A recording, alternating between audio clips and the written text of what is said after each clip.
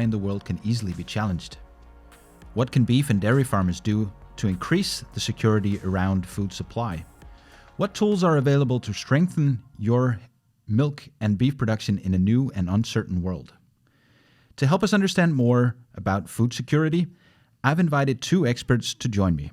In the studio, Jakob Voergaard, Senior Breeding Manager for VikingRed at VikingGenetics, and Asger Christensen, that we spoke to yesterday, who is member of EU Parliament and dairy farmer. This is the BreedCast produced by VikingGenetics. I'm your host, Hielke Wiersma.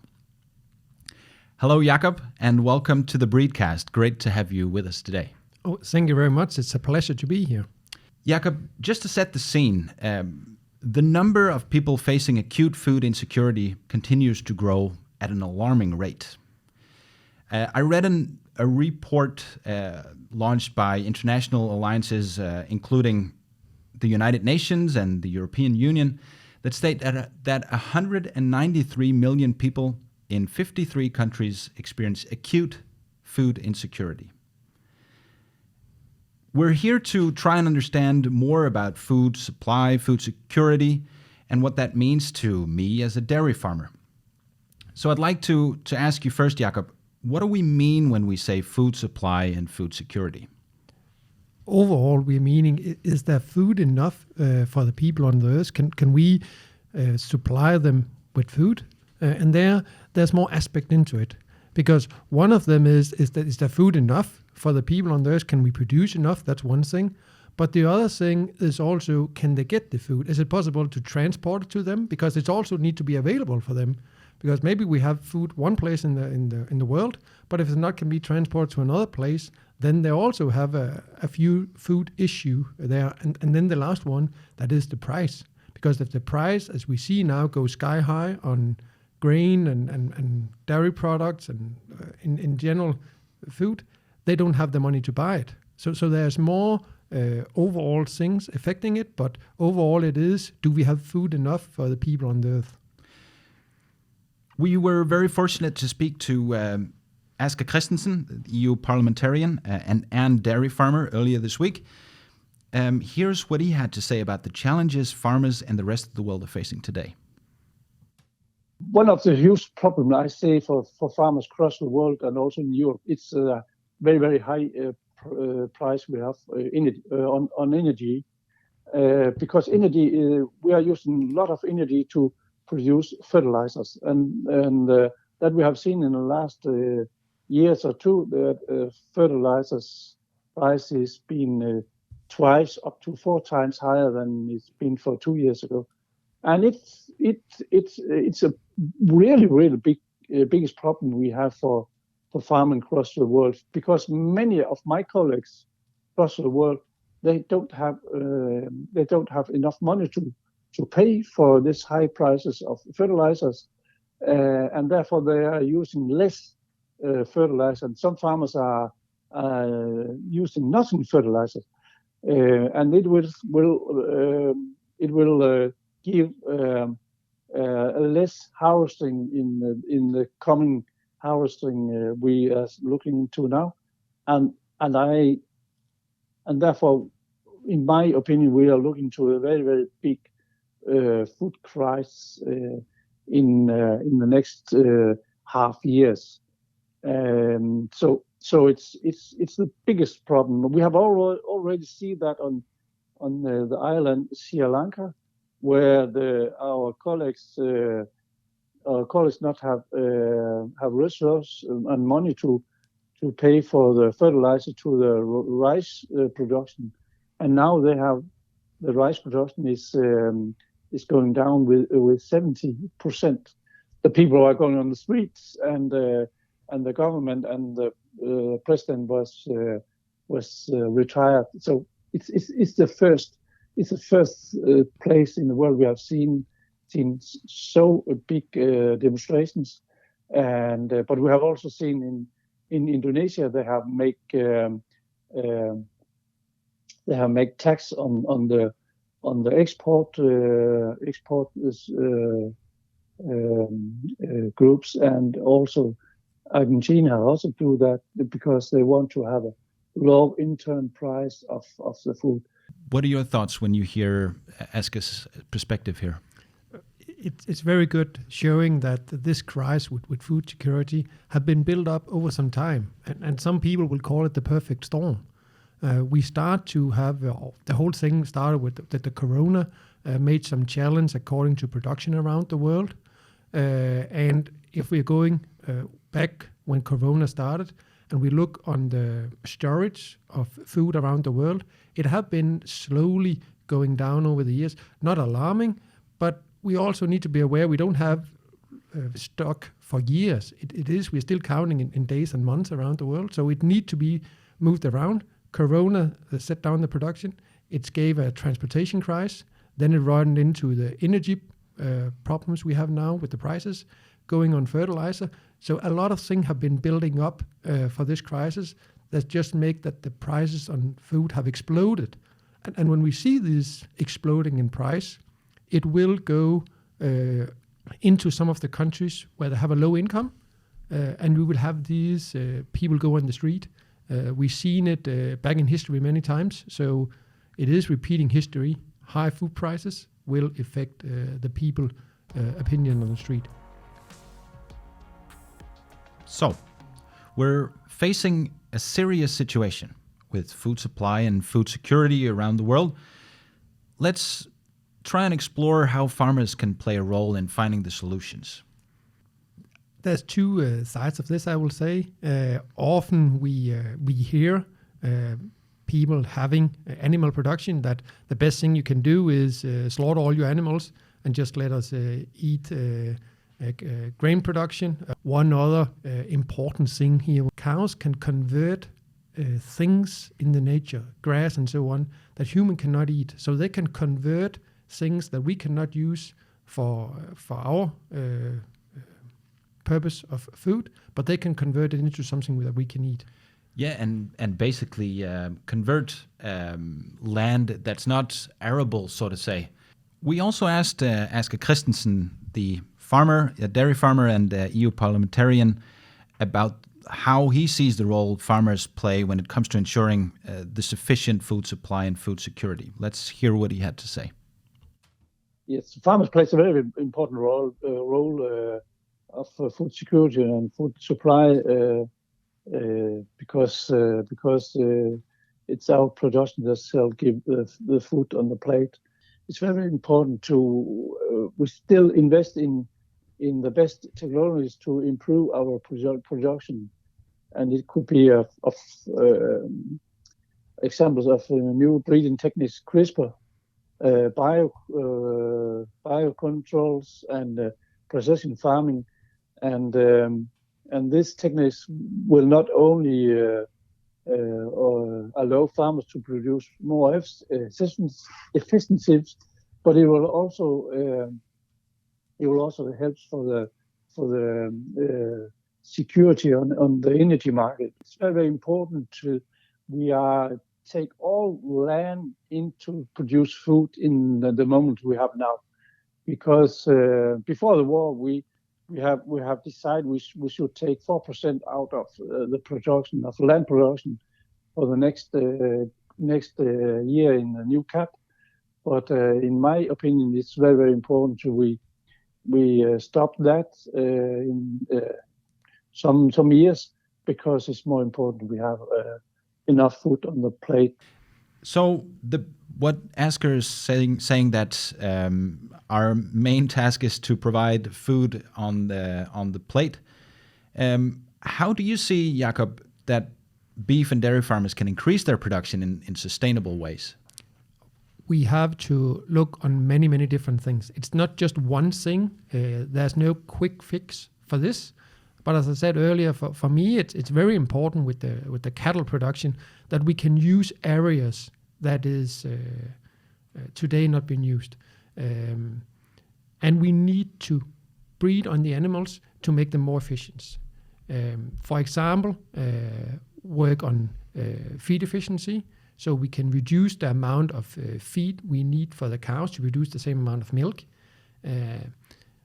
But we also have to think about that healthy animals that survive, is also very important.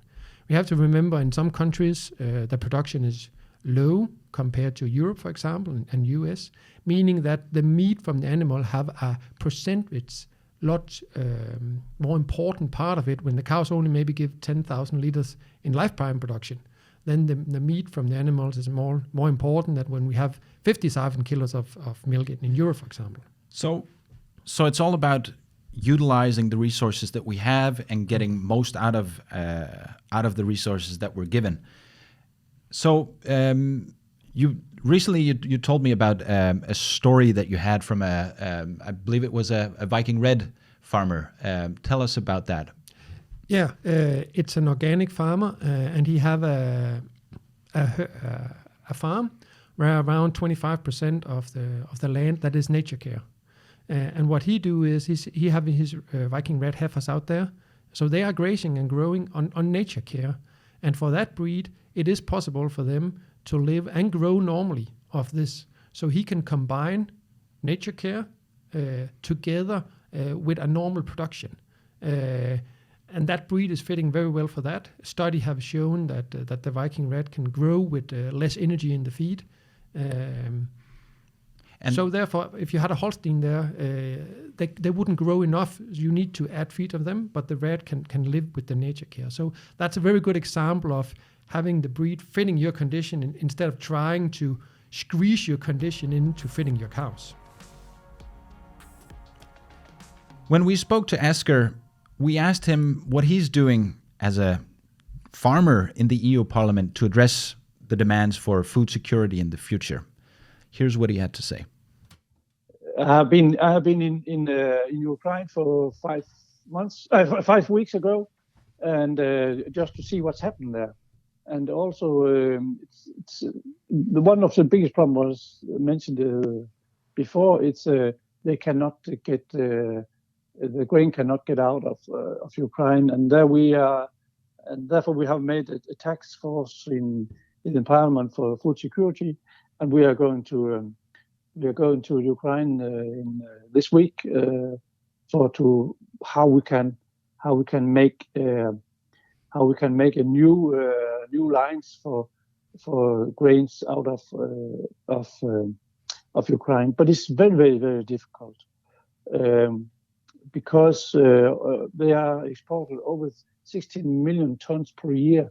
It's so huge, many tons. We don't believe it, and if we want to change that to a railway or to trucks, it needs so many trucks and rail transport. We don't believe it. And two problems. For the first, it's in the moment it still takes over 2 weeks to cross the border to Poland and Romania from the Ukraine for trucks with grain. And this problem we must have get a decision for how we can get a green transport lines for grain and sunflower oil and sunflower cake. And for trains, the problem is we don't have the same system in Europe and in Ukraine. In Ukraine, the tracks, railway tracks is 15 centimeters wider than in Europe, so we cannot go through the border from Ukraine to Europe with trains. The grain must be loaded before they can go to Europe. So there's many big problems for that. And just now there is 30,000 train wagon waiting with the Polish border to get into to Europe with grain. 30,000 trains in the moment. It's so huge a problem. We don't believe it, and therefore we are just discussed now last week. Can we make a security lines to the Black Sea? But we cannot only do that with very, very efficient weapons. And also we must make a security line on the Black Sea also. In the moment, the most of the coast to Ukraine in the Black Sea, there is sea mines. So we must demine the sea area before the ship can go into the harbor in Ukraine. They start the new harvesting, and the stores is still full, and therefore we look into a very, very, very, very, very, very big problems. We also asked Asger about the potential conflict between food supply and environmental concerns and animal welfare and stuff like that. Here's what he had to say about that issue. I do not see a conflict because the agri sector in EU are very, very modern and improving all the time with the new technology. I have, in my view, we can get both biogas and pyrolyze and biochar.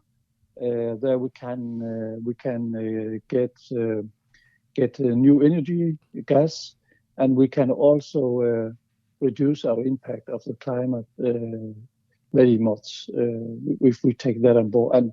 And biogas is coming up to the top of the agenda since the 24th of February, and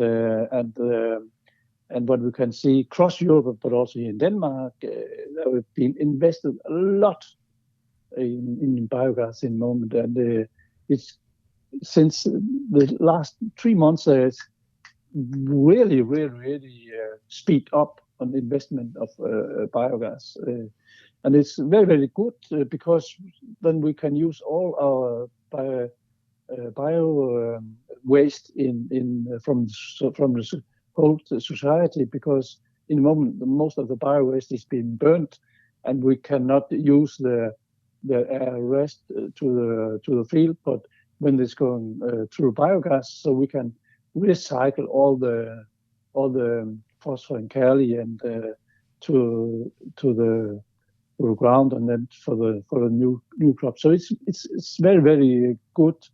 We have